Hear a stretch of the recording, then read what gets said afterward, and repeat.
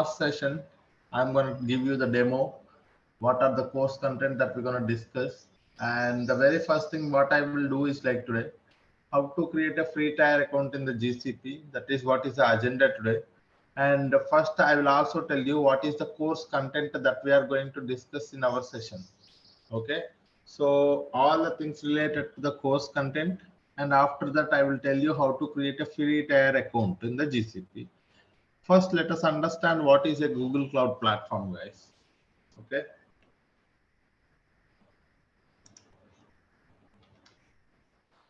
so GCP, what is GCP? Okay, so we are saying nowadays cloud platforms become very famous because cloud platforms are mainly responsible for the cloud computing. Okay, so all the computation required for the data engineering or Kubernetes or application development, everything will be taken care by the cloud platform itself. Likewise, in the Google Cloud Platform is one of the leading cloud provider like AWS and Azure. So it is also providing you the cloud computing services. Okay. If we have to say what are the services that the GCP is providing, okay, in terms of a data engineering, you can look at the databases that it is providing, and also big data tools, big data processing tools, so many other. So these are the things that the Google Cloud provides. For example, there is a compute engines, Kubernetes engines, app engines, likewise cloud functions, serverless platforms, fully managed services. Okay, so all of these things that the Google Cloud Platform is providing for us. Okay, in our session, what we are going to discuss this, let me open a OneNote where I'll tell you what is the course content that we are going to discuss in our session and a later point of time. So if you guys have any questions, I will we will spend the time to discuss discuss if you guys have any questions. And let me tell you what is the course content first. So here is the course content, guys. So as we already know, as I mentioned, Google Cloud Platform is providing a pool of cloud computing services such as Google storage and database services, as well as big data services. Okay, here also you can see Google big data services. Okay, so in our session, what we are going to discuss is these are the things that we are going to discuss in our session, guys. Google storage and database services. Okay, the very first service that is what we are going to discuss is Google Cloud Storage. What is a Google Cloud Storage? Why it is important? What kind of a tool it is? What kind of a data it is going to store? All the things related to the Google Cloud Storage. And not only that, very important things about is like security aspect, because Google Cloud is one of the scalable and secured platform. So when you say secure platform, how do you make sure that it is secure? So with the help of the access control, with the help of the retention policies, with the help of the bucket access. So all of these things we are going to discuss. And after that, we are going to look at the cloud SQL. Okay. For that one, let me actually open my pen.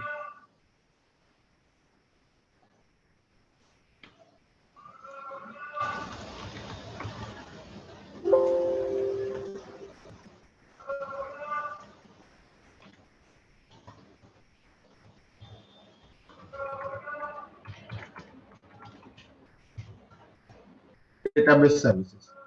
Okay, this is one point where we will be able to learn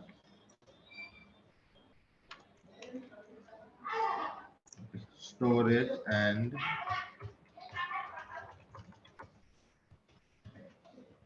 database services.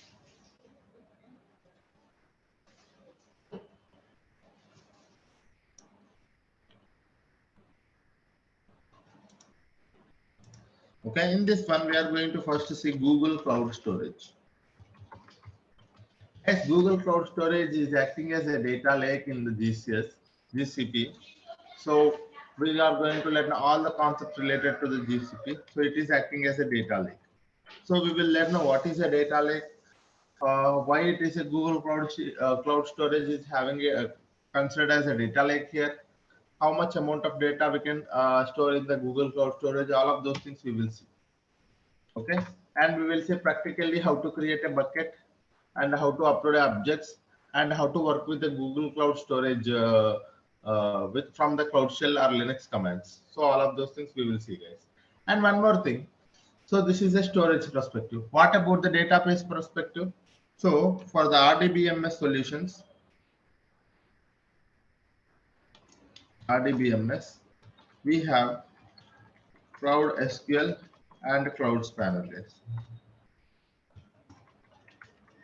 So we have two services which are considered as the RDBMS solutions, Cloud SQL as well as Cloud Spanner. What is this Cloud SQL, guys? Cloud SQL is one of the fully managed services provided by the GCP for running the MySQL database, MySQL engines, as well as PostgreSQL engines, as well as SQL Server. That means if you have a on-premises MySQL, if you wanted to migrate it to the same MySQL with the same version to the cloud, you have these services available, readily available, guys. Okay, so this is a Cloud SQL and Cloud Spanner that we are going to see in our sessions. Instead, I would say here like this.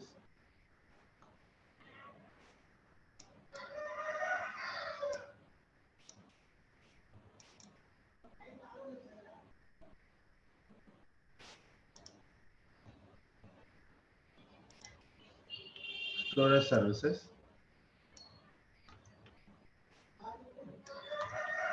We have here RDBMS. In RDBMS, we have first one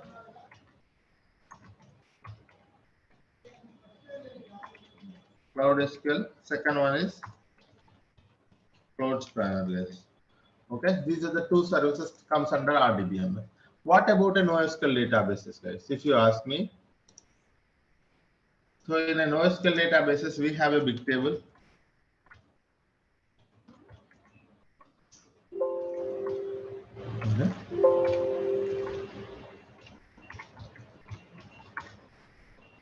NoSQL databases.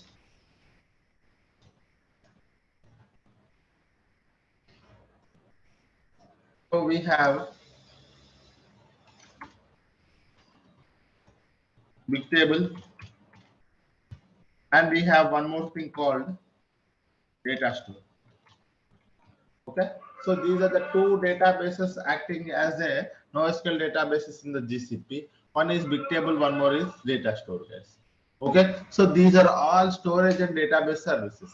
Okay, what is one is Google Cloud Storage, one more is Cloud SQL, Cloud Spanner, and the third one is a big table and data store.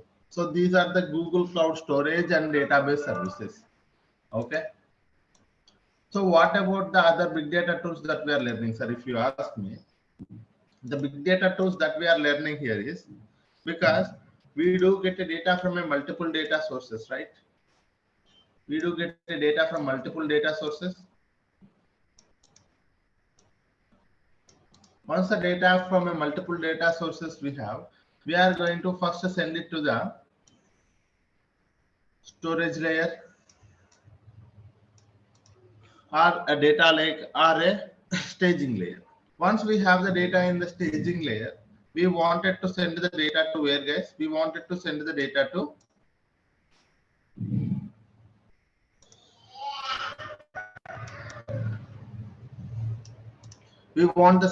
send that data to the data warehouse. After that, there will be a different users will be there. Either it will be an ad hoc request, or it will be a reporting purposes, or it will be a business manager asking for a requirement. So there will be different requirements. So based on those requirements, we are going to create some insight tables on the data warehouse. Those will be used for the reporting purposes, or those will be used for the decision making purpose. Okay, so this is how it looks like this. if I wanted you to understand clearly, so here data will be first ingested into the data lake. So here it can be an RDBMS.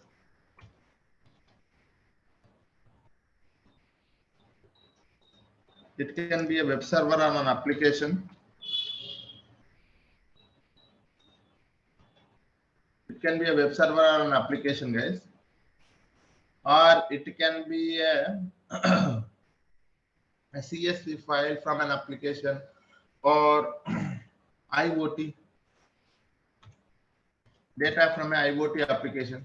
So you get a data from a multiple data sources. You try to ingest the data into the data lake. So this is your data lake, guys. You try to ingest the data into the data lake. And once you have the data in the data lake, you try to first send the data to the where, guys. You try to process the data and send it to the data warehouse. Okay, what you are doing, guys, here, you are trying to process the data. Okay, process the data, transform the data, clean the data, whatever the things you name it, all of those things, guys. Okay, you try to process the data and send it to the data warehouse. Finally, as per the business requirements, it will be creating a ML models. There will be a dashboard requirements. There will be ad hoc requirements. So based on the BI requirements or ML or some ad hoc requirement. Ad hoc. Okay. So this is how it will be, guys. Okay, so this is what is the typical architecture of a data world, guys. A data engineering, in a data engineering, what we will do in a high level, if you want you to understand, this is what we do, guys. So we will be working on an ingestion process. Here it is a source, guys. You can think this is a source. Okay, from source to the staging or a data lake. People call it as a storage layer. Okay, and here we are going to do what, guys? Ingestion, right? Ingestion are collecting the data, and what we are doing is we are doing process. What we are doing in a data warehouse, we are trying to analyze the data, transform or analyze, right? Transform, finally analyze. Analysis. So this is what I am calling, what you know, guys. This is what is mean by a data life cycle. In a data life cycle, you're gonna get the data from a source. You do the ingestion into a storage layer, and you do processing on top of it to clean the data or prepare the data. You do some transformations on top of it, and you try to analyze the data to improve your business. So this is what is called as a data life cycle. In a data life cycle, ingesting the data, collecting or ingesting the data, and storing the data, processing or transforming the data, finally analysis, or you can also say dashboards, report creation. You can also say a report creation, reporting. Okay, reporting. Okay, so this is what is the typical life cycle, data life cycle, guys. In a data life cycle, this from the source to the finally reporting, that is where your destination is, right? You are going to create some dashboards, or you have a table that you can do directly do the analysis, or you ingest the data and finally store it in a one, instead of a storage layer, you can just mention it as a storage layer, storing, data storing. Okay.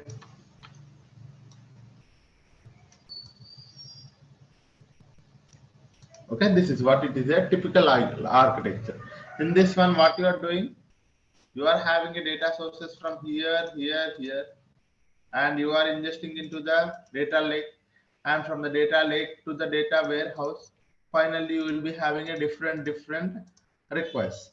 So based on this one. So in a data life cycle, these are the processes that you are coming up with, guys. In this one, you see, You are having a source, sorry.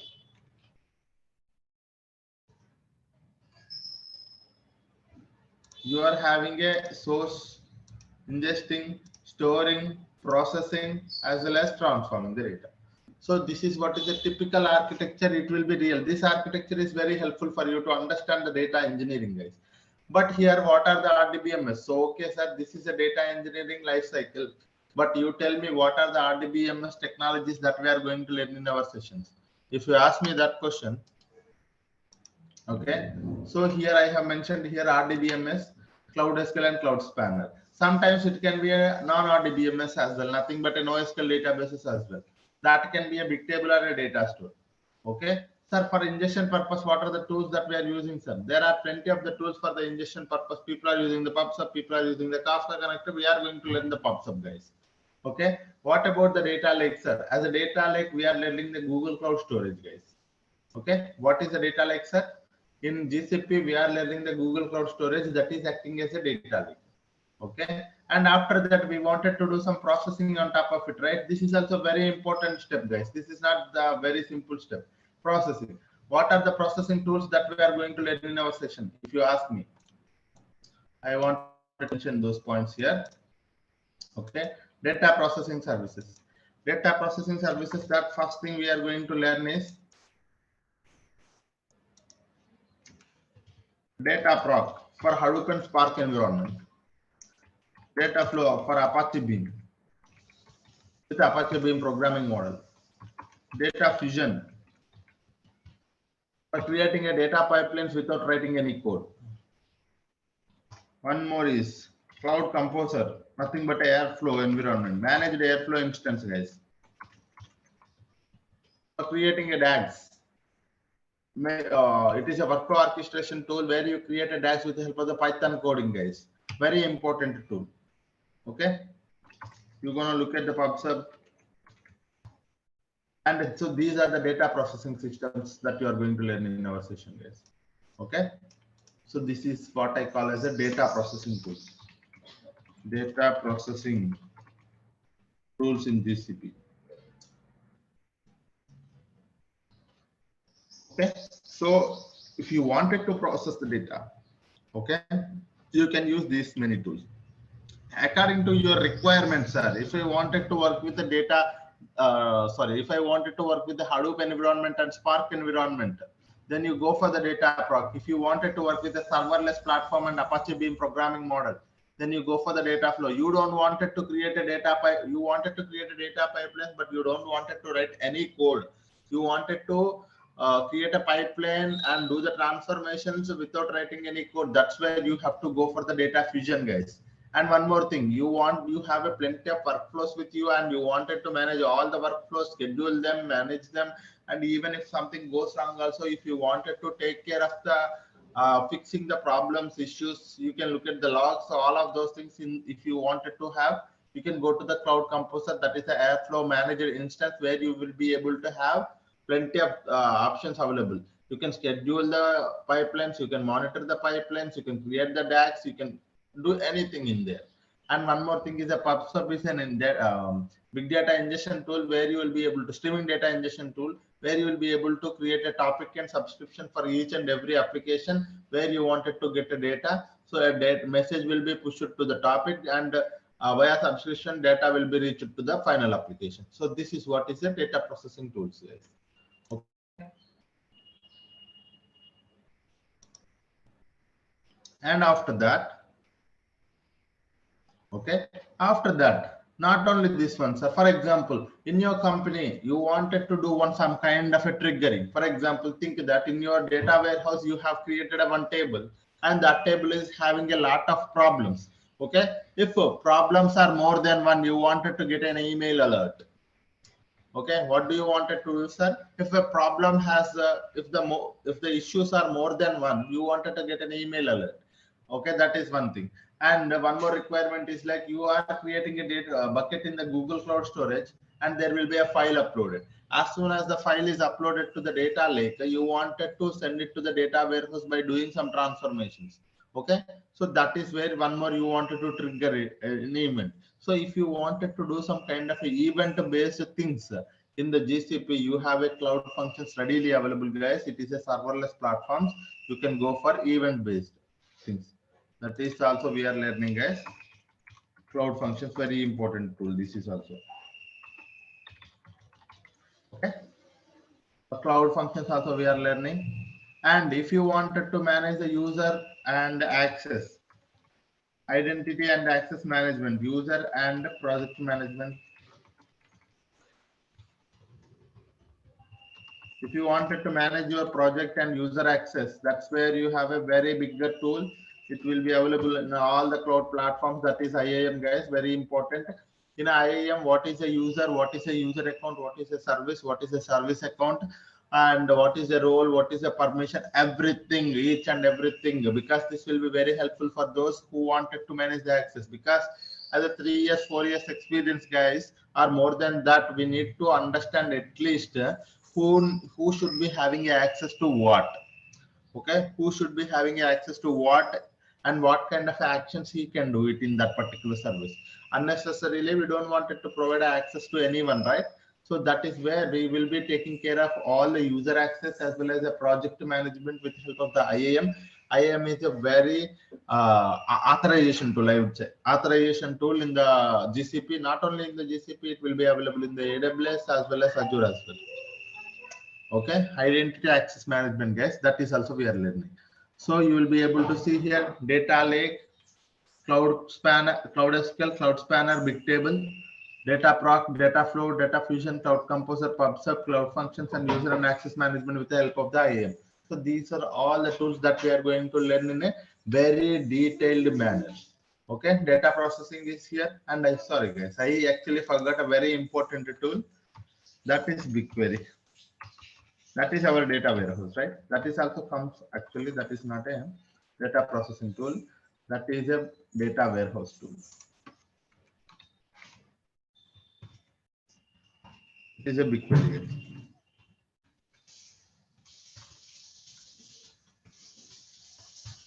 Okay, BigQuery. Okay, what is a BigQuery, guys? BigQuery is a modern data warehouse. It is acting as a data warehouse in the GCP. Okay, so this is also one more important thing that I actually forgot to mention somewhere. So this is a very important tool, sir, comparatively.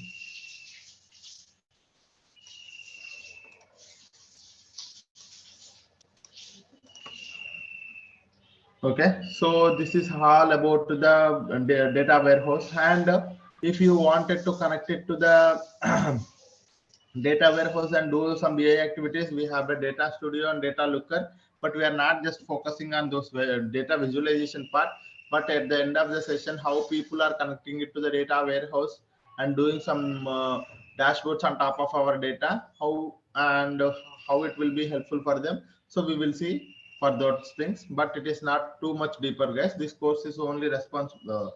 This course is mainly intended for the data engineers. Okay, so this is what we are going to do, guys. Okay, any questions anyone having so far on the course content? Any questions, guys?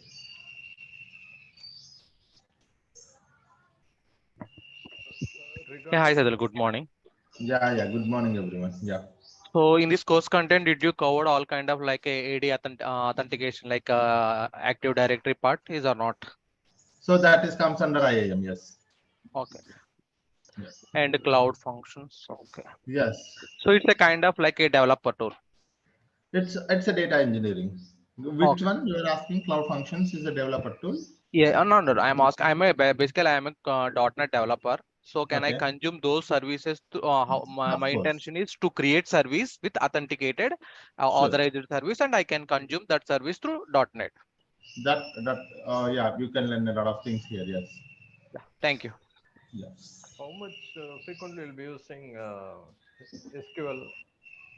Your voice is very less. I couldn't actually hear. Can How yeah. how much frequently you'll be using SQL queries?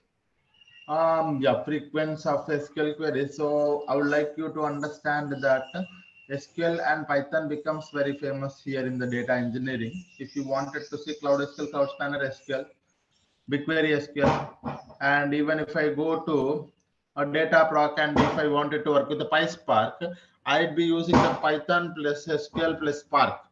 Okay, so again it comes in SQL and data flow SQL, data fusion, no tool, cloud, it's a Python. So this is how it is, guys. If you wanted to understand all the concepts, whichever, whatever I am saying, so you would be able to, I am expecting prerequisite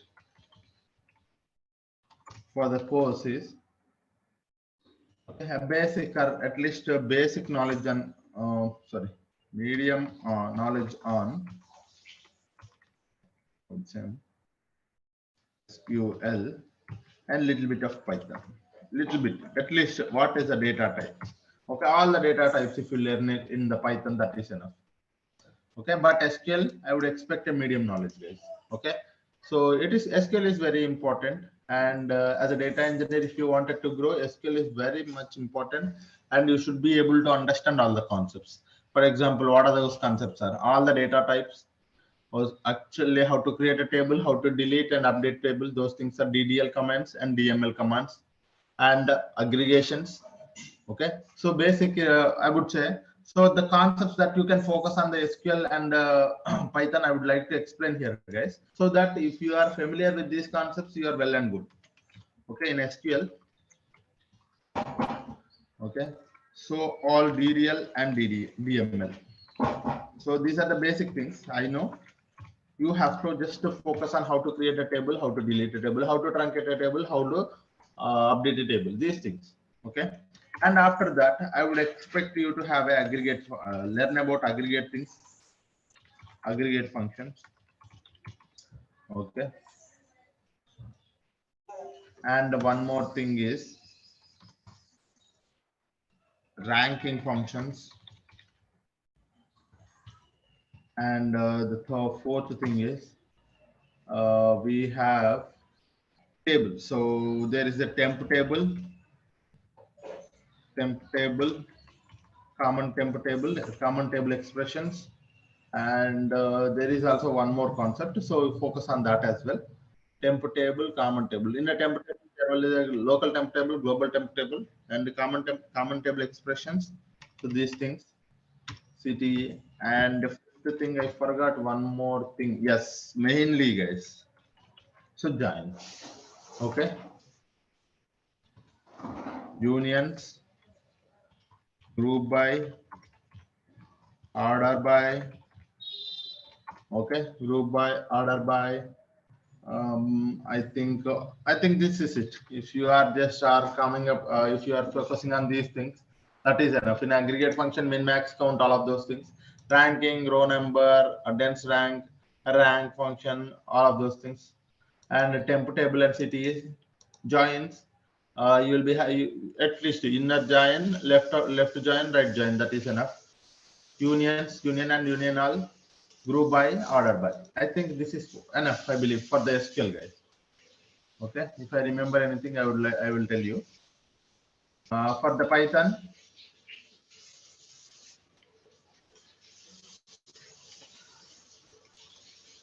Python, I would expect you to have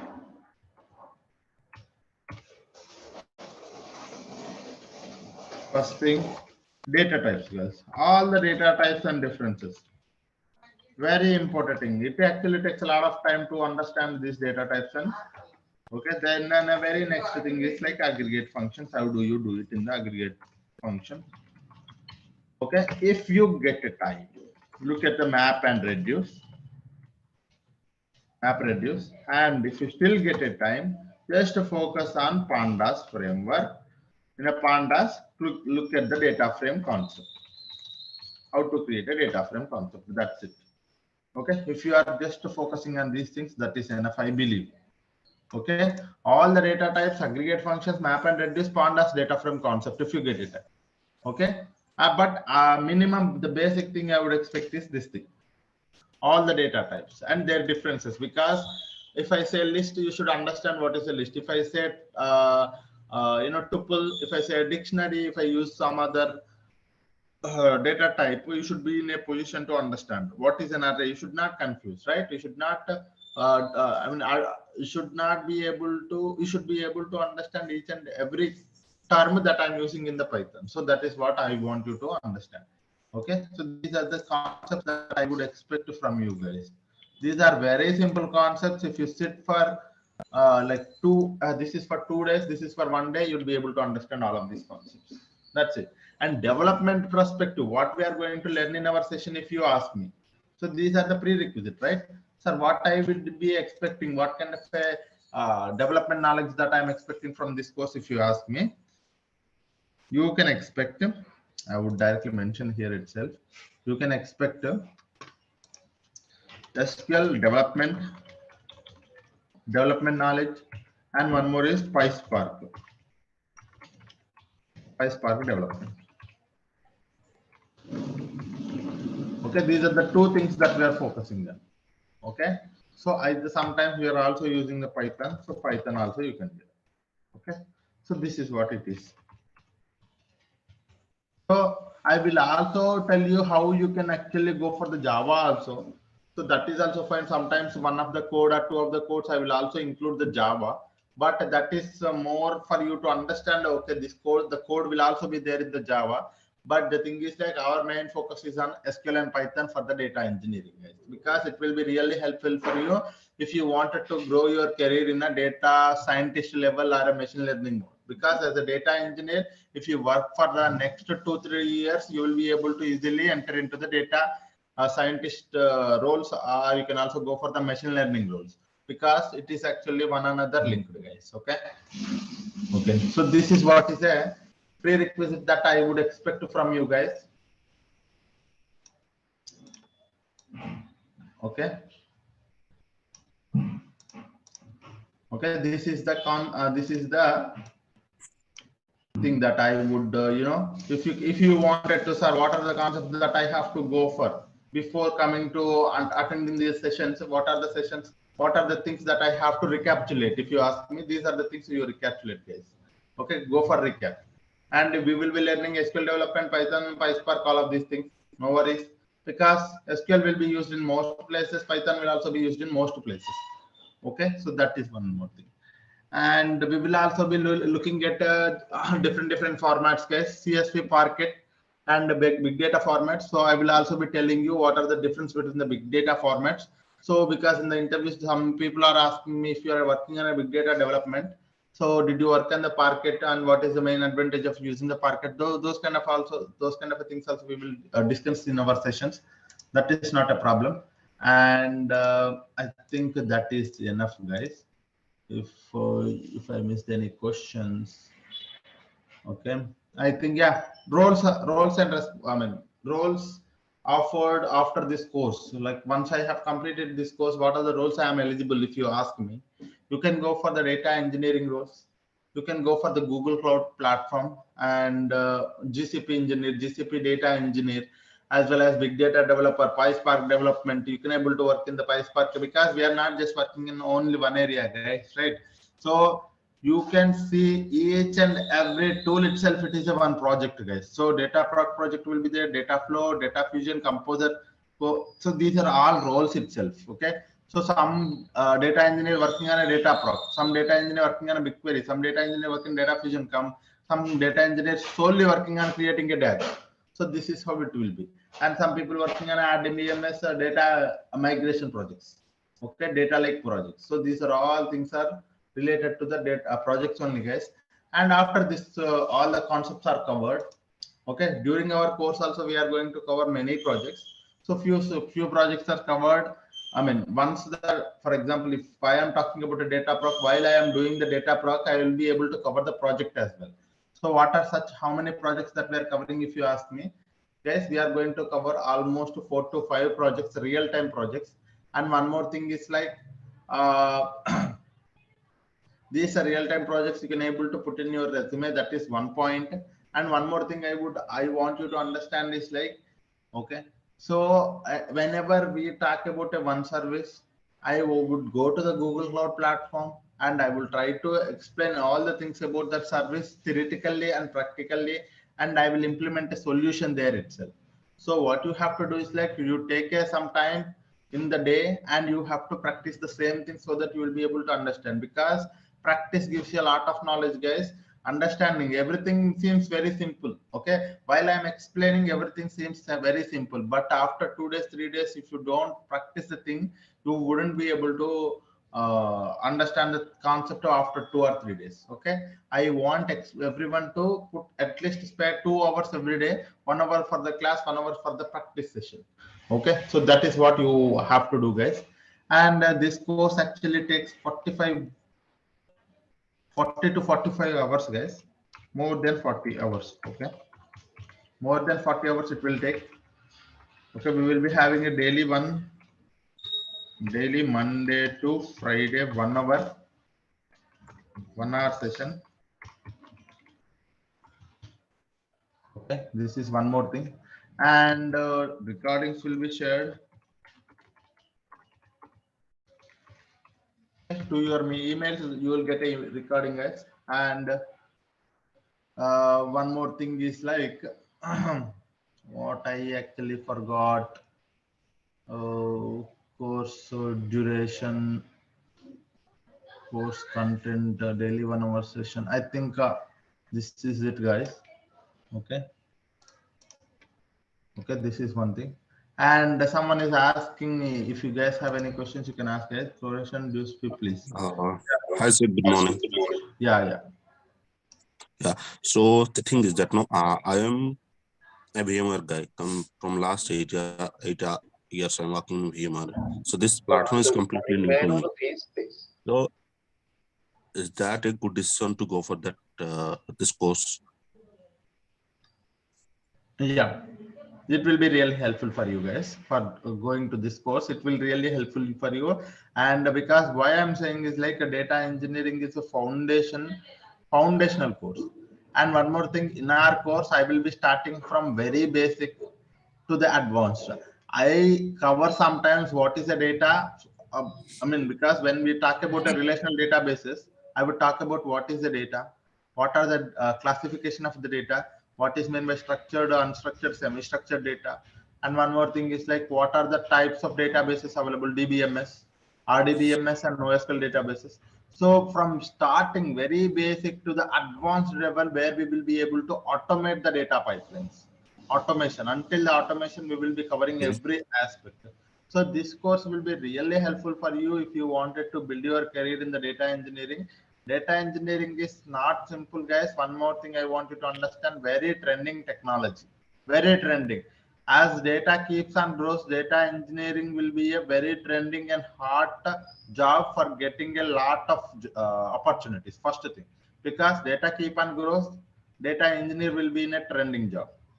Okay, and there will be a plenty of opportunities and highly paid job, guys. If you go and look at the highly paid jobs in the world, data engineering is one of the job which is a highly paid job. Okay, yeah. Someone is Okay. asking So for a duration. The course duration is 40 plus hours, and course fee you can able to contact the team so that they will be able to help you on the course fee, guys. Okay. Yeah. So one more thing, sorry for interrupt. One more thing. Yeah. So as you mentioned, the prerequisite that SQL and Python is needed. So, but I don't have that knowledge. That's the reason I'm getting. So that is the reason. There are people here who does not know the SQL. There are few of my students who does not know the SQL and Python. But what I suggested them is like the only thing. Why my point of mentioning the concepts here is this one. You take a snap of this one. If you wanted to build your career in the data engineering, you take a snap of this page and look to go to the Google or YouTube or anywhere. There are plenty of resources for SQL and Python. Only focus on these concepts. I'm telling you, it wouldn't take 3 to 4 days. Okay, getting the basic knowledge on these concepts, that's the reason I have mentioned here the concept. There is no point of mentioning the concepts if you guys already know it.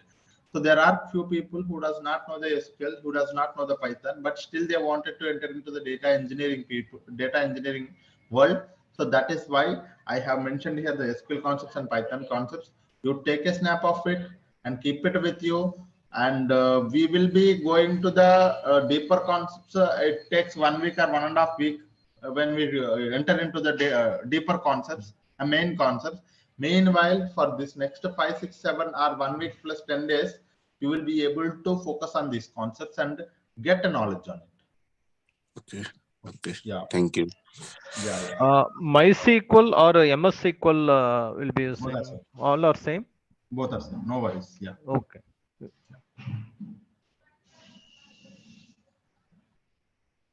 So someone is asking me, I'm planning to make a move in the data engineering. I'm having a 10 years of experience in the Oracle database. How it's helpful for me? I'm telling you, if you are coming from a Oracle database, or if you are coming from a, same background like MySQL or a support engineer or whatever the data, if you are working in a data world already, this course will be really helpful for you. You can get a good opportunities. First thing, a lot of hike you can able to expect, guys. A lot of hike you can able to expect. Okay.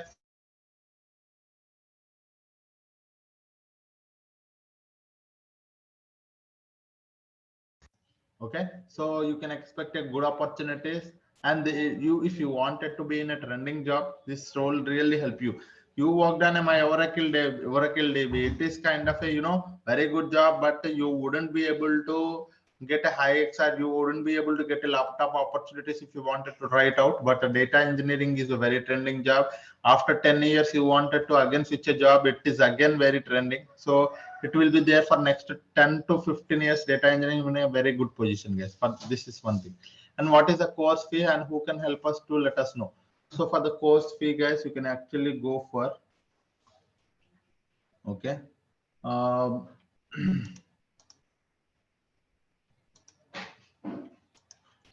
you can contact the IT team. Okay, so they will help you on this thing. Yeah. Any questions anyone having? Some people, okay, sorry guys, there are plenty of questions in the chat. I would try to explain one by one. Okay. And so is this course specially catering the data engineering with GCP and generic cloud computing with Google Cloud? Both. Okay, that is both, guys. Any project included in this course? Of course, guys.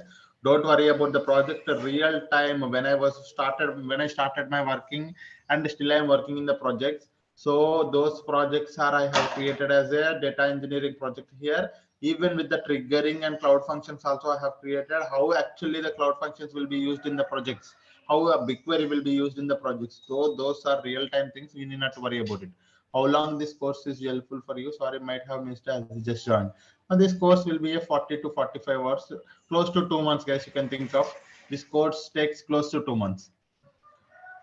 We will use SDK, guys. I sometimes tell you how to install the SDK and all of those things. Yeah. Did you cover cloud computing engine? Yes, cloud computing engine. What is a cloud computing engine? What is a Kubernetes engine? What is the app engine? Basic concepts related to that we will be covering, guys, but not more than that. Yes, because it is a data engineering course. While attending the interviews for the GCP data engineer, the expert certification in GCP data engineering. Certification is mandatory for attending the no, guys. Okay, no. It is not mandatory, but if you have a data engineering certification, this will be really helpful for you. Okay, that actually gives a lot of, if there are 100 points, out of that 10 points or 15 points will be added to you by with help of the data engineering certification. But that's not directly get you the job, land you a job, but the concepts that we are going to cover, if you are having a good knowledge on all of these concepts, this will be really helpful for you to get a job. Yes. So one more thing I want you to understand, whenever I was talking about one concept, let us just say, okay, let's just say data lake. When we are talking about a data lake or a BigQuery, so for a data lake, I'll try to give you some assignments, guys. Okay. And whenever talking about a BigQuery, I will try to give you 2 to 3 data sets for your assignment. Okay. You have to, what you can do is like you spare your time and focus on the answering those questions. Okay, so that you will be able to, when you try to complete those assignments, you will get a lot of knowledge and creating a lot of knowledge and using that particular solution. Okay, that is one more thing.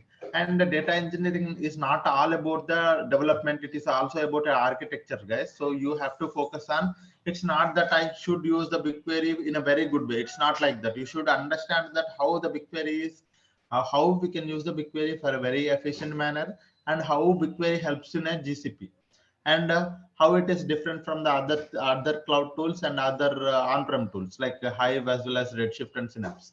So you have to understand that concept as well. So our aim of the course is to get a development skills as well as the architecture points, because architecture also very important for us to understand. Every data engineer should go to the data architecture and machine learning solutions. Okay, so this is what we have to understand. Any other questions anyone having? Okay, so you can expect this thing from our course, guys, both actual development plus architecting. So these are the two things that we can expect.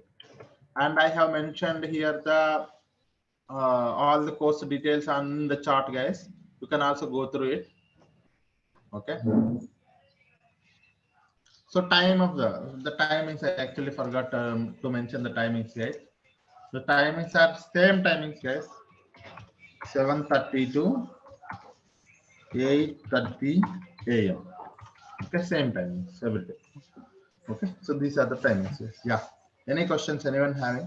Yeah, Saidhul, I have one question. So I'm Yeah. expecting just I have to create one sample web application. Then how I want to deploy that application in the cloud? Is it possible to cover in this session? I mean, in this course content or not?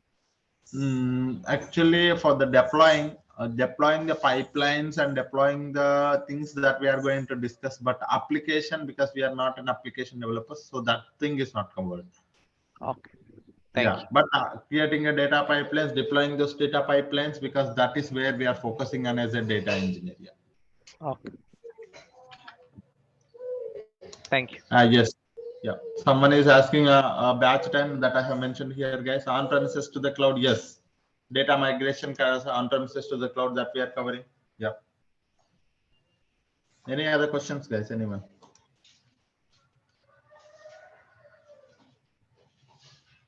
From tomorrow onwards, we will be having a initial classes, guys. Today is a demo class, right? So that's the reason.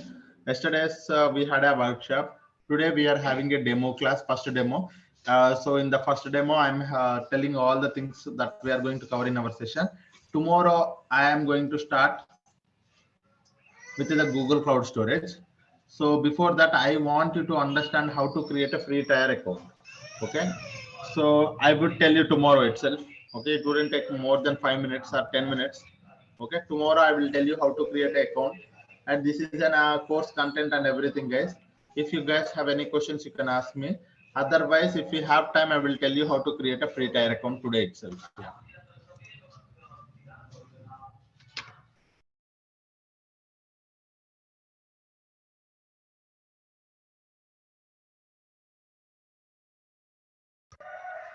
Okay, guys. So this is it for today.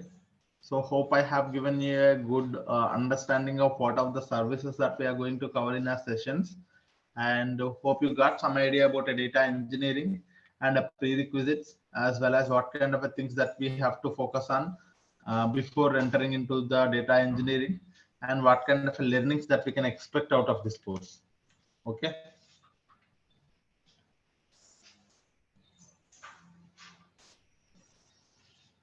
Okay. So there will be a comparison, guys. So someone is asking AWS to the GCP. Whenever I am covering one service in the GCP, I would also tell you what kind of a service that is the same available in the AWS as well as Azure as well.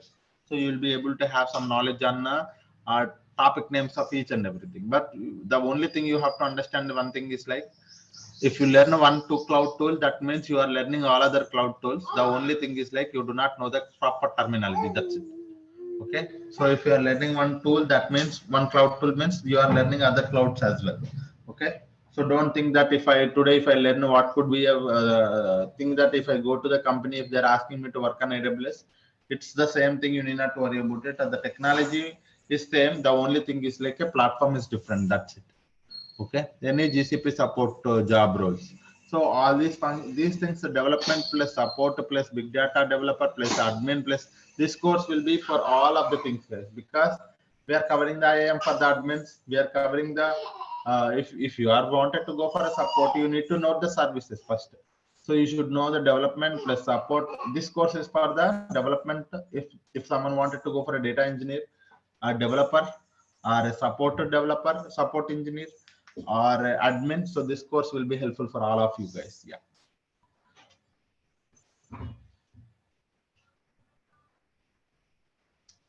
Okay, guys. Any questions? Okay, guys. Thank you all. Okay.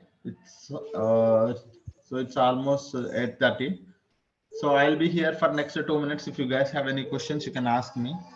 Otherwise, we can wind up the session. Tomorrow, with a very fresh mind, with a very positively, we are going to start our sessions with the Google Cloud Storage.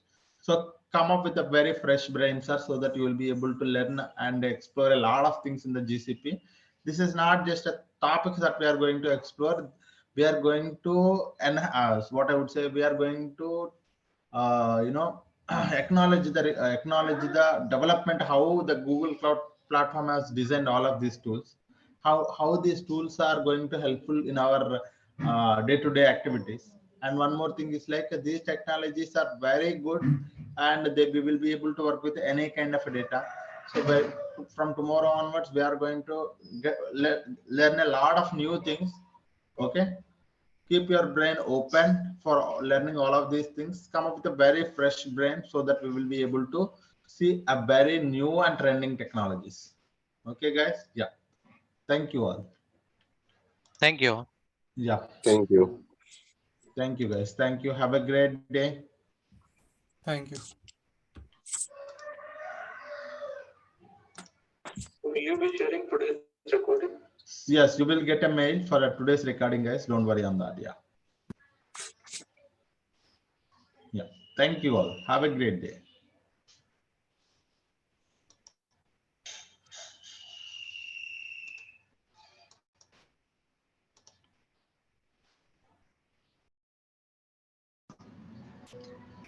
Hello, everyone.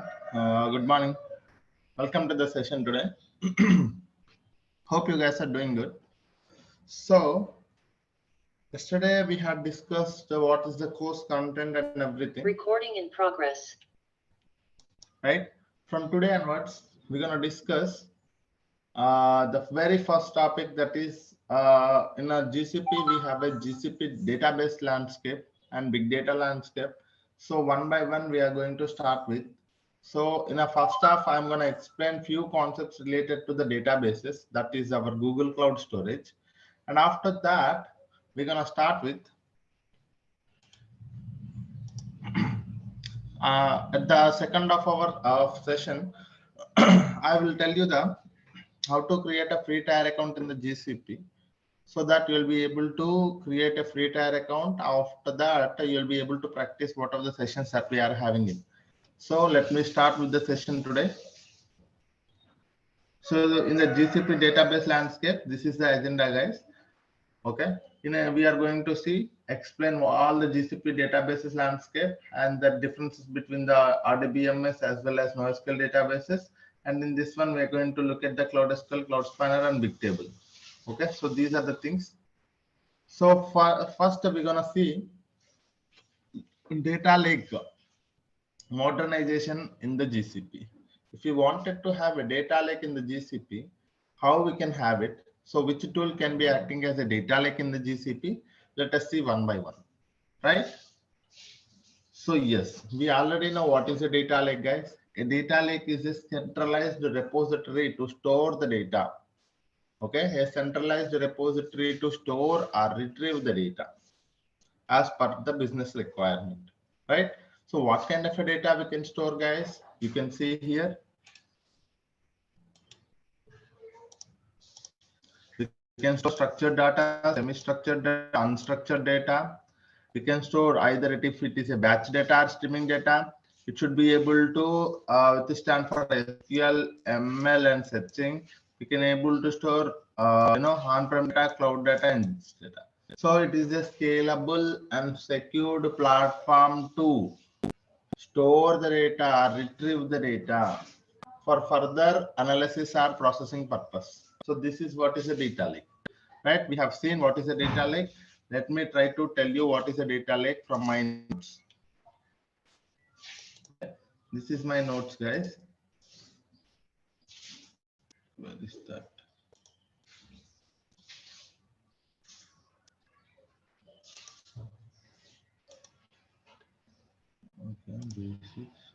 Yeah.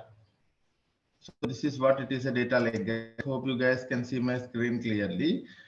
Okay. So usually you get a data from a multiple data sources. So in a data lake, the data lake should be withstand to store any amount of data that is coming from a multiple data sources, and it should not restrict any data format. It should allow any data format to be stored, any amount of data to be stored, and it should be scalable platform and also secured platform. Okay, so that is what is a data lake. A data lake is a centralized repository to store or retrieve the data. And what kind of data we can store, guys? Any kind of data we can store here. Okay, and do we have any restriction on the number of files that we can store here? No, there is no restriction on the number of files that we can store in the data lake. Okay, and it is a scalable and secured platform, right? So this is what is the definition of a data lake. Now let us see data lakes using a GCS. In a Google Cloud platform, we have Google Cloud Storage is acting as a data lake. What is that? Let us see now. Okay, so this is Google Cloud Storage is as a data lake in the GCP. So what is a Google Cloud Storage, guys? So let me go to the paint and try to explain you guys one by one.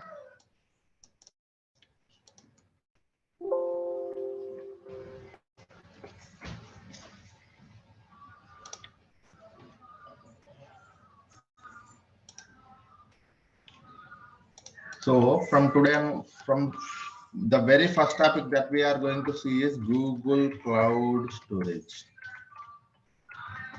What is a Google Cloud Storage? Let us see first.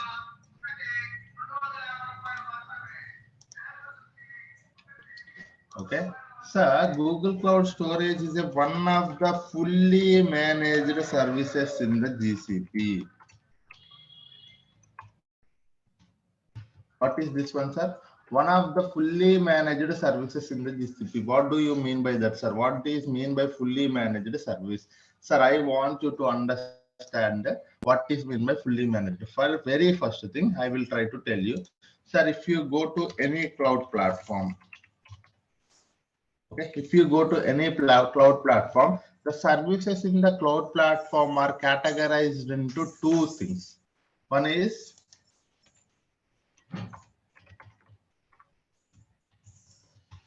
managed instance,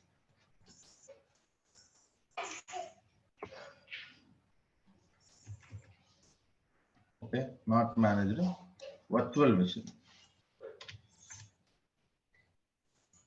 Second one is managed instance, and third one is serverless. Okay, sir, VM based. People call it as a VM based. Okay, these are the three categories. If you go to any cloud platform, the services in the cloud platform are categorized into three. One is VM based services. One more is managed services or fully managed services, and third one is serverless. What do you mean by that, sir? In a VM based services, okay, for example, look at your laptop. In your laptop, if you wanted to work with any of the Python coding, or if you wanted to develop one application, what do you do, sir? You manually download one software like Python application, and you will provide some resources to that, and you will try to install that, and after that you go for the application development. What do you do, sir? Whatever the requirements, whatever the resources, whatever the infrastructure required for your entire application development, you as a person taking care of it, taking considering from the laptop itself. So you need a laptop. That laptop needs to have some kind of resources, and that laptop will have its own configuration. And on top of that, you will again download an application and install on top of your laptop, and again you try to develop an application. Likewise, in a VM based, an entire virtual machine will be given to you, so that an entire virtual machine will be given to you. 1 minute, guys. Sorry, I'm getting a call. 1 minute.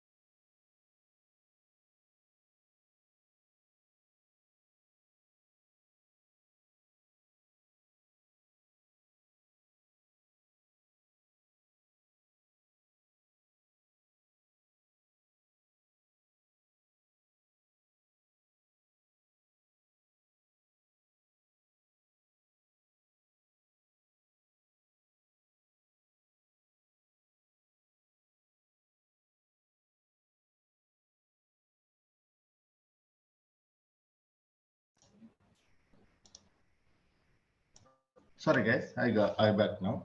So there are three categories in the cloud platforms. One is VM based, managed, and serverless. But before this one, if you wanted to understand, there is a one more category which is not a cloud platform, that is non-cloud platform, that is we call it as an on-premises, right? So we have a one more thing is also there, that is on-premises. It is not a cloud. In on-premises, if you wanted to work with any of the application development, you have to manage your physical infrastructure. Okay. Physical infrastructure you have to manage. Again, if you need to have a separate environment, you have to manage your virtual machine. Manage the virtual machines. Manage the VM. And again, if you wanted to work with an application, you have to manage your application. Okay, because you have to download, install, all of those things. Again, you are the person need to develop the solution. Okay, so in a typical architecture, this is the things happening is in any company. If someone wanted to work with the any application development, first thing there will be a resources part. One is infrastructure. So as a person, we have to take care of the physical infrastructure. Again, if we have to have a development environment separated for each application, we need to go for a virtual machines. And again, we have to manage the application configuration. And finally, we can develop the solution on top of the service. So this is what it is. So in on-premises, you as a person have to manage all of these things. Yes. Okay. In on-premises, we have to manage all of these things. Okay, but if you go to the cloud platform, what is the main advantage? Let us see one by one. Okay, very important thing, guys. No one will tell this point, but you have to understand, because somewhere you are seeing a VM based services, somewhere you are using a managed services, somewhere you are using a fully managed serverless platforms. So now you will be able to understand the concept of this one. Okay, in a VM based, you need not to manage the physical infrastructure, because the physical infrastructure will be provided to you in the form of a virtual machine to you. In the cloud platform, you need not to manage the physical infrastructure, but you have to manage your configuration for the virtual machine. You have to manage your application platform as well as development. Okay, in a VM based services are hosted, people also call it as a hosted, guys. VM based are hosted services. In this one, you need not to manage the infrastructure here, because infrastructure will be provided to you in the form of a virtual machine. And after that, managing the virtual machine, managing the application, and developing a solution is on you. Okay. But who will be taking care of the physical architecture? The cloud platform will be taking care of it.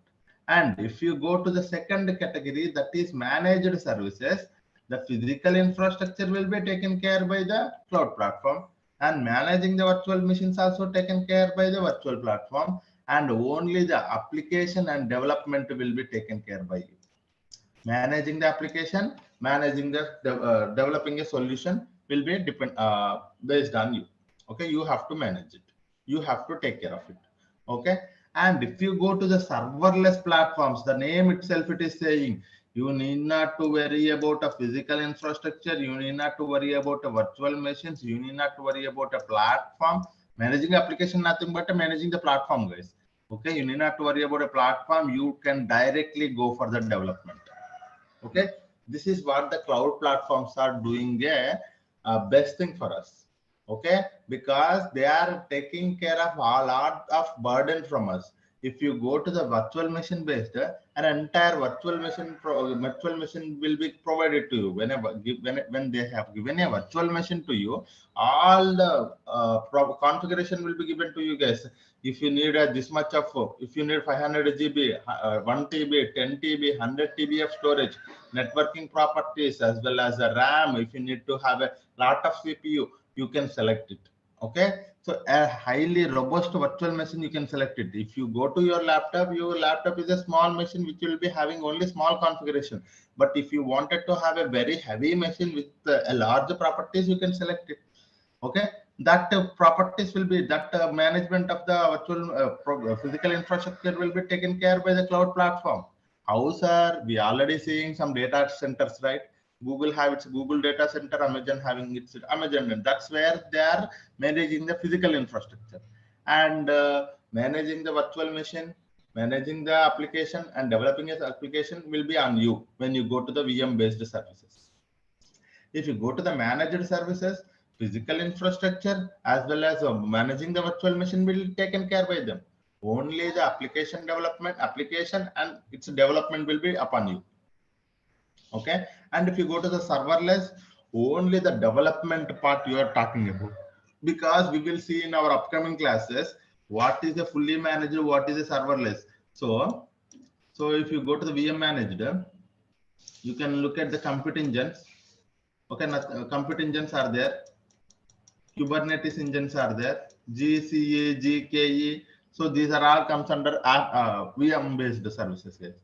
If you look at the managed services, we are every day looking at managed or fully managed. You can see that. So managed services are like managed services, Dataproc you can think of. Very good example, Dataproc, managed services. And for the serverless, BigQuery is the best example.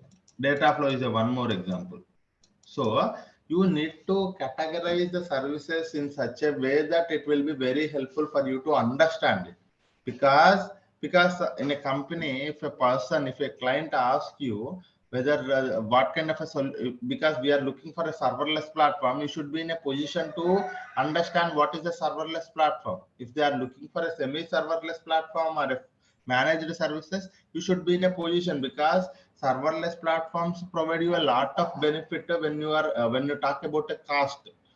Okay, when you talk about a managed services, the cost will be okay, and you have to manage some amount of things like managing the application.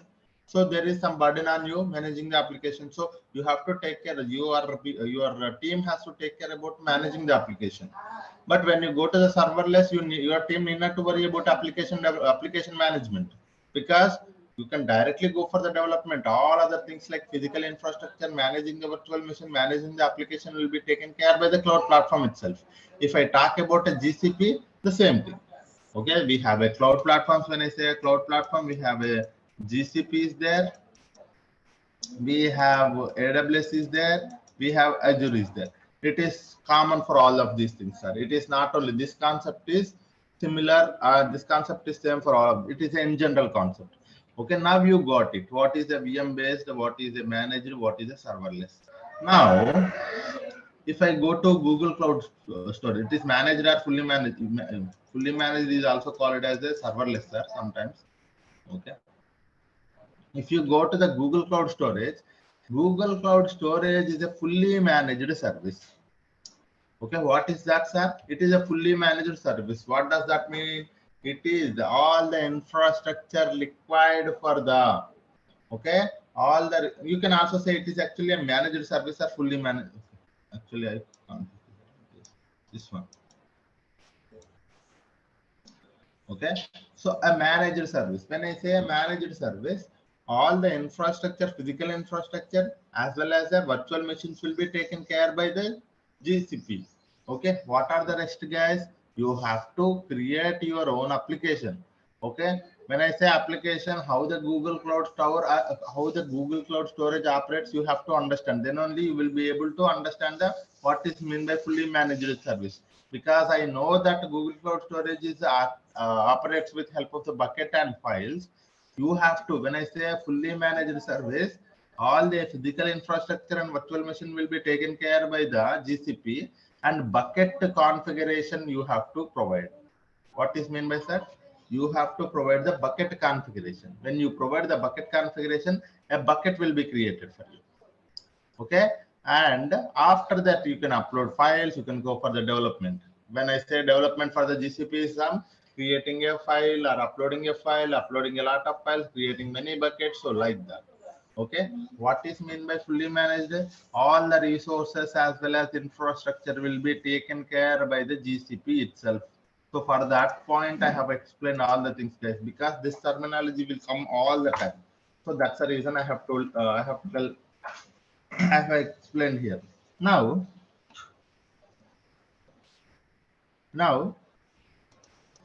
sir, it is now I understand that it is a fully managed services. So the infrastructure will be taken care by the GCP. That is fine. So now tell me what kind of a service that the Google Cloud Storage is. What is the main intention of having a Google Cloud Storage in the GCP? So if you ask me, it is a service for storing and retrieving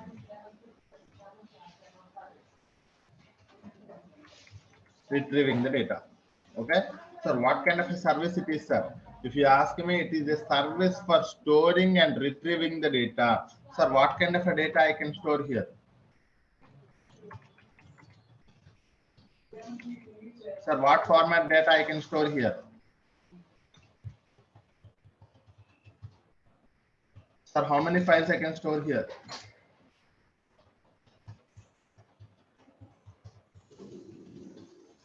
Okay. Sir, how much amount of data I can store here?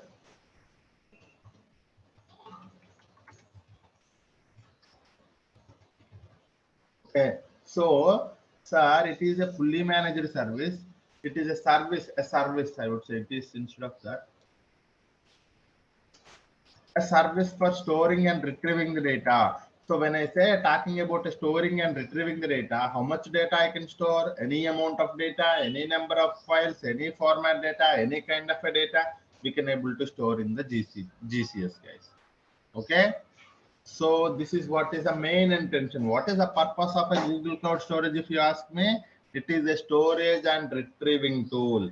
You can store any amount of data, any number of files, and if you wanted and need to have if you wanted to have the data to be retrieved at some point of time, you can also retrieve this data. Okay. So this is what it is. And one more thing. So how the Google Cloud Storage operates?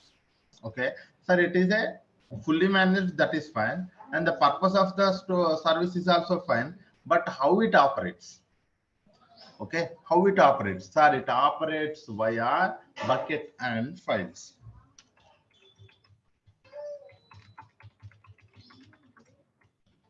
Okay, it operates via bucket and files. Sir, some people does not know what is a bucket. I want you to understand this terminology now. Okay. Sir, what is a bucket? Sir, a bucket is a container. The terminology is this one, sir. Bucket is nothing but a container. Or if you does not know what is a container, also you can think of your folder. Okay, a container is not a bucket is nothing but a container, and terminology for the object is nothing but a file of any format. Okay, so this is what is the terminology, sir. Now you will understand. So in a Google Cloud Storage, we are storing something and we are retrieving the something. So how the Google Cloud Storage operates? Sir, in a Google Cloud Storage, it operates via bucket and objects. I should mention here objects, not files, because the terminology is an object. Okay, it operates via bucket and objects. Okay, what is a bucket? A container or a folder. What is an object? A file of any format. So what does that mean, sir? If it is operating via bucket and object, do I have to create a bucket to store the objects? Yes. So you have to create, we have to create to store the objects. Okay, we have to create a bucket. We have to create a bucket. So any number of buckets you can create it, any number of files you can upload it to one bucket. So this is what is it. This is how the Google Cloud Storage operates, guys. Okay, how the Google Cloud Storage operates, sir? A Google Cloud Storage operates via bucket and objects. So in the terminology, what is a bucket, sir? A bucket is nothing but a container, and an object is a file of any format. and we have to create. If I wanted to store some data, what I have to do, sir? If I wanted to store some data inside a Google Cloud Storage, what I have to do? I have to go to the Google Cloud Storage and try to create a bucket, and inside that I can upload the objects. What do you mean by objects, sir? It is nothing but a data, nothing but a file, right? So this is what is, it is how operates. Sir, so far everything seems good.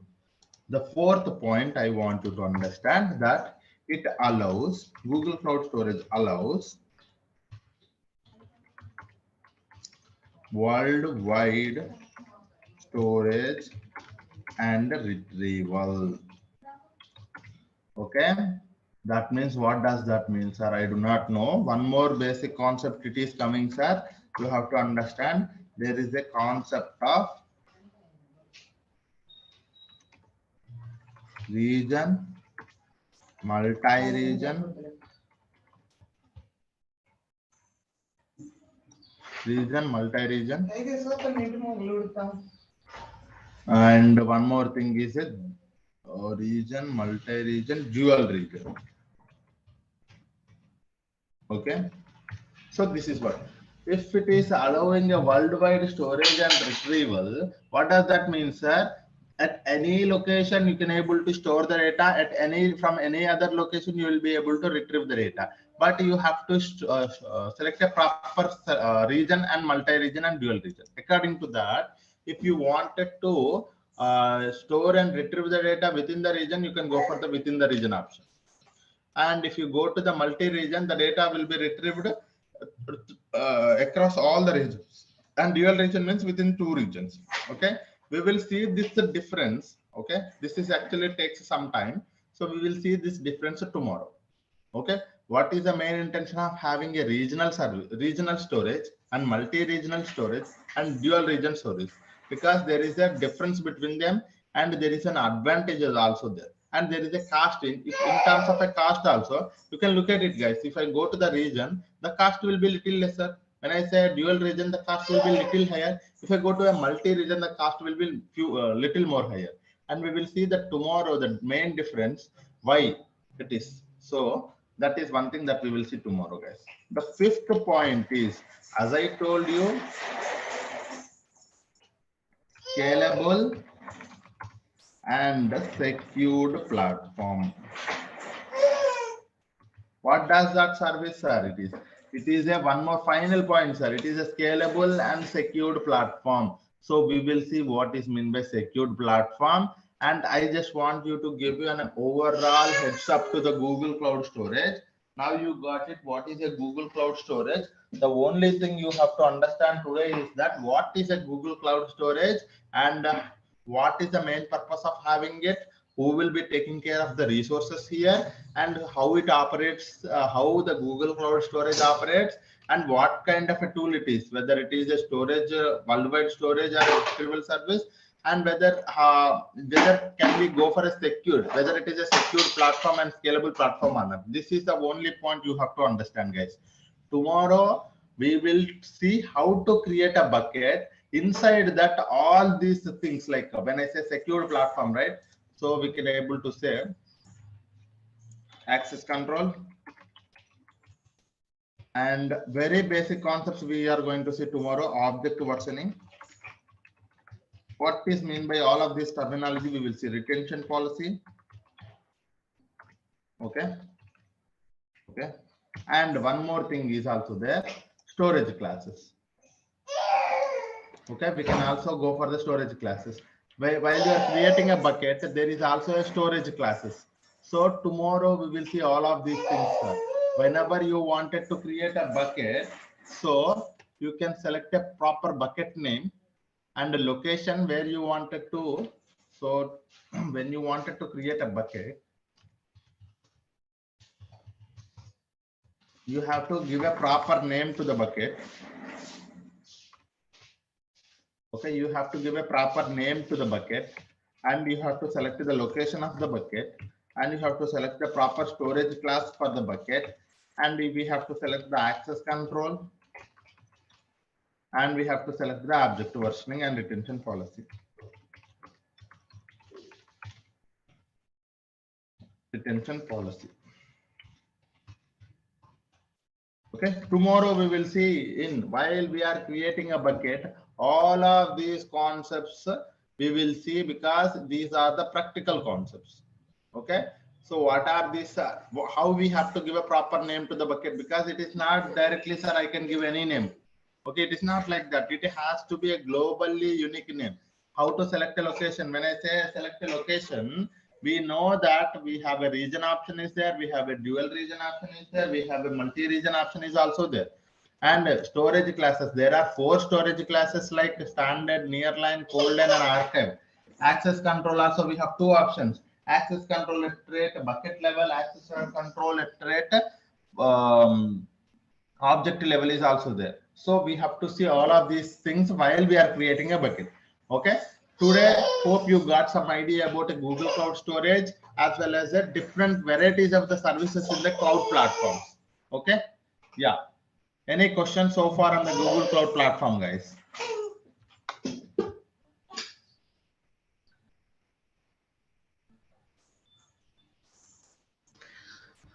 If we created a storage in a region type, after that we can change to multi-region or dual region after uploading the files in region. No, that's one. So there are few properties that you can change it. There are few properties once the bucket is created, you cannot change it. Okay. So that is, I have actually properly documented that. Tomorrow, I think we will see. Okay. What is a bucket and how to create a bucket. So bucket configuration. See, when you look at the bucket configuration here the location, you see for the location, this is we have selected a US West one and it is not editable. Okay, so when you create a bucket, you cannot, once you have selected a proper location to that bucket, you cannot later edit it. If you wanted to edit it, you just have to delete your entire bucket and you have to create your bucket with that particular location. Okay, that location is a region, multi-region, dual region as per your question, right? But there are few things, as you selected a storage class standard as well as access control fine grained, so labels if you wanted to add. So these are the editable properties. Okay, so this is a metadata of the bucket. There will be a metadata for the object will also be there, guys. There are 2 things: metadata about object, metadata about bucket. So in a metadata about bucket, you will be able to understand which properties can be changeable even after the bucket is created, and which properties cannot be able to change later after the creation of the bucket. Okay, so as we talking about, once a location is selected, location type region is selected, you cannot change it later. Hope I have answered your question. Yeah. Sir, one question. Yeah. So in terms of, suppose we create a bucket and we have it in one region, and suppose we don't want to delete that bucket, we just want to replicate that bucket and keep a duplicate of that, and with added functionality in terms of adding location as well. So can we do that? Yes. So this is for, it's a one scenario that what you wanted to do is like you have 2 buckets, right? It's 2 buckets, right? It's not only 1 bucket, right? So as I told you, because I'll tell you why I said 2 buckets, because when you wanted to create a bucket, the name of the bucket is globally unique name. Okay, you cannot give a same name to the 2 buckets. First thing. Okay, so when you give it 2 names, that means they are two buckets, right? So what do you wanted to do is like whenever I uploaded one file to one bucket, you wanted to have that same file in one more bucket also, because you wanted to copy the data. So that kind of scenarios that we can see in our upcoming topics, because I have such kind of scenarios we can easily have with help of the cloud functions. I will create a one cloud function code.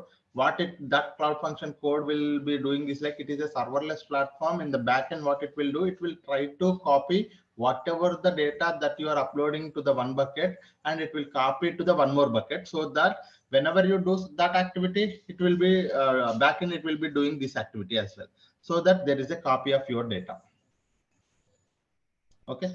Okay, got it. Yeah, this can be done. Yes, we will be having such kind of scenarios, plenty of practical scenarios we are seeing. And I want you to, if you are coming across such kind of a scenarios in your company also, you tell me, we will implement that solution. Okay, so that we will do, guys. Okay, I just don't wanted you to tell you a course and stop it here. I just want you to, if you guys have such kind of a scenario, sir, I am facing this kind of a problem, so can we implement such kind of a solution, or can we at least see an architecture for this solution? So that kind of scenarios we will see. If you are coming across, so please let me know. That's not a problem. And someone is asking a question, can you teach how to create a bucket via SDK? Sir, yes, we will create a bucket with the help of the Cloud Shell. Yes, of course. So I will tell you how to create a bucket two ways, sir. You can also see here. So because each and every, I want you to understand this point. I think I might not have told you this point. So let me tell you this point. Where is this? Yeah. So, sir, very important thing. I will write it here. There are two ways. There are more ways, but mainly two ways for me. Two ways to interact with GCP services. There are actually two ways for me. Okay, I don't know how people say, but for me, in my classes, I will tell there are two ways if you wanted to interact with the GCP services. One is UI, one more is code. Okay, one UI is nothing but a console. Code is nothing but a Cloud Shell or Cloud SDK. Okay, or SDK, Cloud SDK. Okay, this is what. In UI, we know that how we are interacting with the help of the user interface, nothing but a drag and drop, clicking something. That is what is a UI. If you wanted to interact with the services, if you wanted to use any service in the GCP, you can go with this way. Okay, this is a manual process. Sir, I wanted to create a bucket, or I wanted to delete something, or I wanted to interact with the Google Cloud Storage. You can also interact from the code, that is Cloud Shell or Cloud SDK, from anywhere. So these things also we will be seeing, guys. It is not that we are also looking, because I wanted to understand the concepts via UI, but tomorrow I wanted to automate it with the help of the code, because we are not just stopping here, because there are professionals who are automating the processes. Automating can only be done with help of the code. So there are two ways to interact with the GCP services. Keep this in mind, sir. Whenever you are getting any doubt, anything can be done with help of the UI, anything can be done with the help of the code. Okay, creating a bucket. Tomorrow, if I wanted to create a bucket, yeah, sorry. Through code, we can use REST API also. Yeah, through REST APIs also we can use it, but most of the people using these things. So even I am covering these two only. That is the reason I have mentioned REST API is also there, and there is also one more thing is also there, mobile application also. But most of the times we will be using this thing only. Even in the companies also, people use UI as well as Cloud SDK or Cloud Shell. Yeah. Okay. And one more question: any Terraform Ansible tools required for automation? Sir, no. Any Terraform and Ansible tools required for automation? No, sir.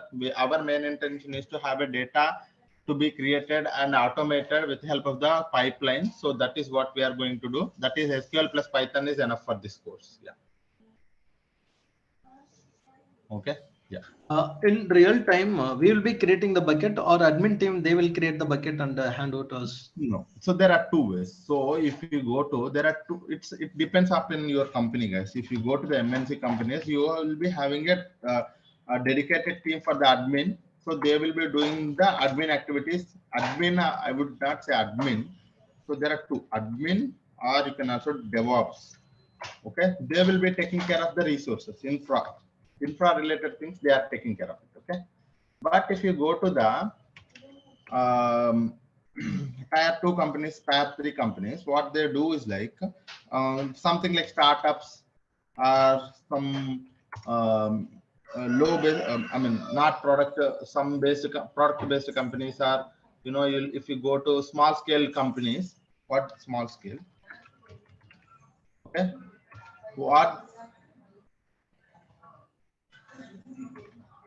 What they do is like they will provide an entire, because it is a small startup company, and you have to do everything on your own. In that case, you will be getting a chance to work on the UI. You will be getting a chance to creating a bucket, anything. You yourself have to work with the admin activities as well. That means IAM, all of those things, and permissions, roles. You yourself have to create a bucket. But when you are going to the MNC companies, most of the times they will not providing you access to do that. But there is an environment called sandbox. In that sandbox, you can do anything. But if you look at the prod environment, they will not provide you no access at all. Okay. If you wanted to practice anything, you can go and do it in the sandbox. But in the startup, you will be providing an access to all of the things. You can able to work with that. So this is what it is. Okay. Yeah. You will a team BigQuery with loading files with the real-time scenarios. Yes, guys, I will teach. It's not team, right? You will teach. Yes. So you will teach BigQuery with loading files with the real-time scenarios. Don't worry about that. We will be having a plenty of such scenarios. Data proc, data flow, everywhere we are using the BigQuery. And I will take some CSV files. I'll upload it to the. I'll upload them as a. I will upload it to. Sorry, I will create a tables on top of those CSV files. And one more thing also, what we will do is like we will automate that process. Okay, as I told you, I don't want it to manually do it tomorrow. Okay, if a file CSV file available in the GCS bucket, what I wanted to do, sir, automatically it has to create a table inside the BigQuery. Okay, that automatic scenarios we will see. Don't worry about that, sir. Plenty of automations, plenty of scenarios, topics, real-time things we are going to see in our thing, guys. Don't worry about that. Yeah, just to focus on the knowledge, you will be able to get a lot of you know, real-time scenarios from me. The only thing is like, please be attentive during the class. Yeah, yeah. Now, so this is enough for today. What I will do is like I will try to tell you how to create an account. So we will see tomorrow rest of the concepts. Okay. Now let us see how to create a bucket. Sorry. It's already 8:20, guys. Okay. So let me. Can we see it tomorrow or shall we see it today itself? Sir, I would tell you. Some people are asking for the. Yeah. Some people are asking for the slides and some people are asking. So slides I may not be sharing with you. But what I will do is like I will share you the material. Okay, what is that material? It is a very robust, and you see the material for the Google Cloud Storage tomorrow. Today we have seen, right? What is the Google Cloud Storage? This is access to my notes I will give you, sir. What is a GCS? How to create a bucket? All the concepts, high level concepts. And note, oh, here I have mentioned, sir, whenever you use any service in the Google Cloud platform. Okay, this is one more thing, two costs associated. One is storage cost, retrieval cost. Tomorrow we will see this point. Okay, so these notes I will provide it to you guys. Okay, I will provide access to the my notebook. This is my OneNote notebook. We will be having all of these things here only. So I will provide access to that. And so that for that one, I want everyone to complete your registrations. Then only there will be a group created. There I will provide the link for that so that you will be able to access it. And access also not provided to all guys, only for those who have registered. And if I got an email from the team, I will provide access to that particular email. Okay. Yes.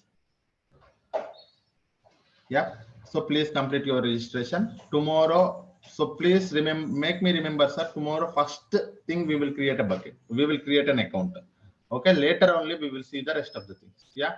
Because it's already 8:20. Even I am having some other tasks. Yeah. Okay, guys. Thank you all. Hope you learned something today. So I want you to learn everything, almost everything, every day, whatever we are speaking. If you are unable to understand, please try to ask me. So that wouldn't be a problem. You can raise a question. You can raise anything. If you wanted to see a real-time things also, you can do. Okay. Complete your registration to get the notes, guys. Okay. Thank you all. Hope you learned something today. Thank you all.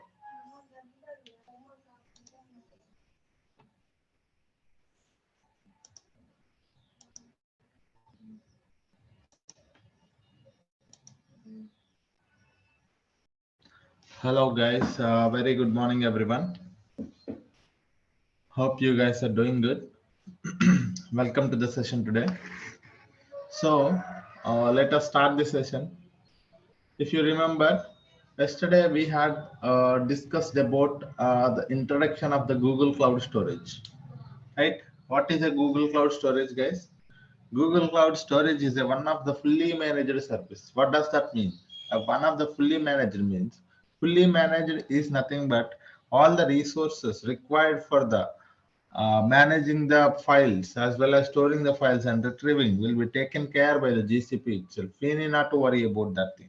The only thing we have to worry about is like how to create a bucket and how to upload a file, and after that how to make sure the data is controlled and need not to worry about the resources required to build this GCS.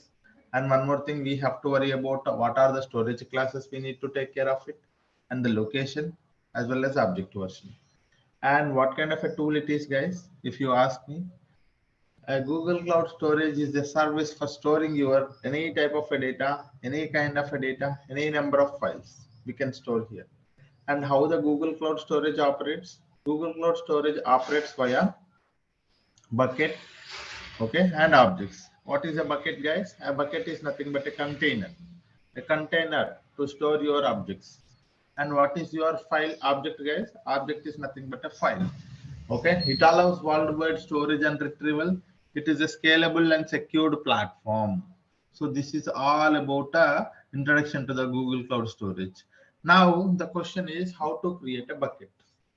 Sir, as I told you, if I wanted to work with any of the service in the GCP, there are two ways. One is via console, one more is via command line tool.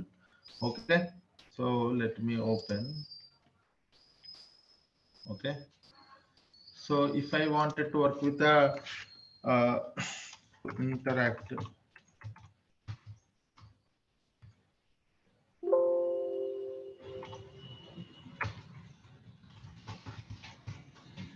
to interact with GCP, how many ways we can interact with the GCP case? There are plenty of ways. The REST APIs, there are many things, but mainly as a developer, as a data engineer, we are going to work with, we are going to focus on two things. Okay, that is, one is user interface. That is what we call as a console. One more is command line tool. That is your shell or SDK. Okay, so this is these are the two ways that we can work with. Now the question is how to create a bucket from the console. That is one thing, and also how to create a bucket from the command line tool. So these are the two things that we will see, guys. Okay, so now let us see. Let me go to the console and tell you how to create a bucket and how to interact with the, and while creating a bucket, what are the things that we have to take care, one by one we will see.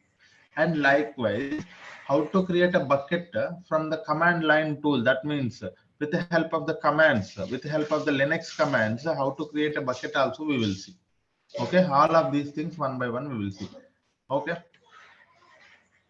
for that one, let me go to my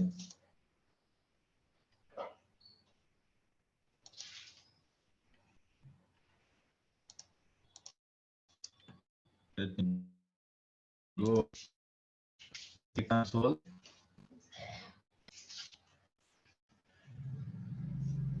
Okay,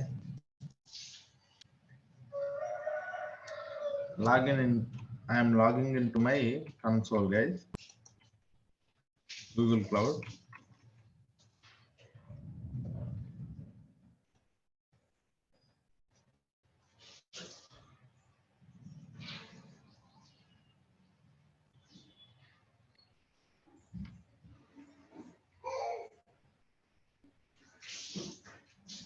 Okay, so let me first give you an introduction to the Google Cloud platform here, the interface. So when you enter, when you logged into your Google Cloud, so this is how the interface looks like. Okay, in the interface top left, you will be able to see all the services. This is your navigation menu where you will be able to see all the list of services or the products available in the Google Cloud. Okay, so this is one thing. And one more thing, once you have here, so everything is worked by project, guys.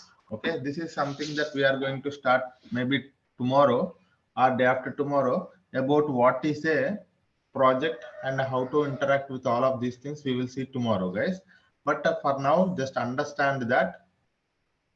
So when you wanted to work with any of the service in the GCP, okay, when you wanted to work with any of the service in the GCP, we have to enter, we have to select a proper project. Either we have to select a existing project or we can create a new project. Okay, how to create a new project, guys? Click on this new project. You will provide your project ID, project number, that's it.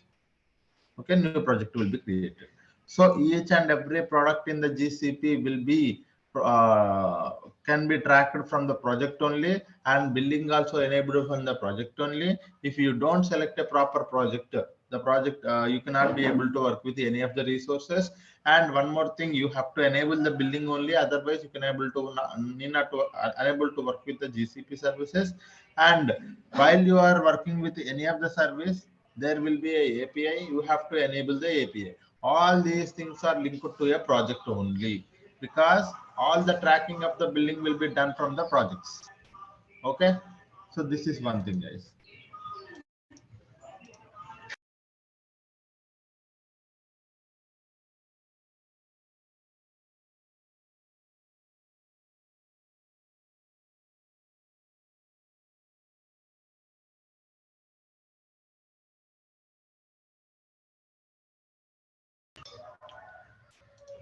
Okay, now once you have here, sir, if you wanted to work with any of the service in the GCP, either you can go to the left navigation menu, select that service. Like if you are working with the Google Cloud Storage, you can select here. No, you wanted to directly select it, you can directly search that particular service. You can also select it from here. Okay, Google Cloud Storage. And after that, sir, there is a free trial status, how much amount of money that is left in your free trial status and how many days it is, you can able to see from here. Okay, and here this is where you can able to activate your Cloud Shell, sir. If we wanted to work with the Cloud Shell, nothing but a command line tool, where this is where the place you have to go and click on activate the Cloud Shell. When you click on activate the Cloud Shell, one more at the bottom you will be able to see a command line tool will be opened for us. It takes like almost 30 seconds. For the first time it can take 30 to 40 seconds. You see here a Cloud Shell terminal will be opened for us. Okay, so this is a we will see what is actually a Cloud Shell and what kind of a tool it is and how to an introduction to the Cloud Shell also I will tell you guys, but now let us not worry about that. And after that, this is where you will be able to see all the notifications when you create a bucket, when you delete a bucket, when you move something, you will be able to see here. And the settings, you if you wanted to go to the project settings, you can go for from here. And all the if you wanted to add one more account, a sign out account, and you wanted to look at your account details, so from here you will be able to do it. So this is all about the interface of the Google Cloud, guys. In a Google Cloud, you will be able to have a navigation menu for selecting the each and every service, or go to the search box for selecting a proper service. And one more thing is like you can select a proper project here. Either you can select an existing project or create a new project. And here you can go to the project settings as well from here. Okay, and one more thing is like activate Cloud Shell. So you can able to see the Cloud Shell was activated, you will be able to see. So whenever you are working from the console also, the very first thing is like you select a project, right? Likewise, whenever you work from a Cloud Shell also, you select a proper project. Okay, so this project by default the this project is selected. How I know every project is tracked with the help of their project ID, guys. So this is your project ID, Arboreal Avatar, right? Here you see Arboreal Avatar. So this is your project ID. And if you wanted to select one more project from the Cloud Shell, so the thing here is like you have to mention this one, Google Cloud config set project, and that project ID you have to mention, so that you will be able to enter one more project. And here from the console, you wanted to